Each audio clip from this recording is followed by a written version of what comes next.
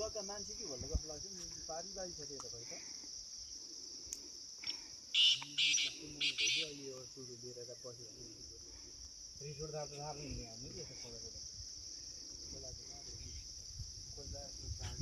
जङ्गलको बिचमा रिसोर्ट त दामी चल्छ नि त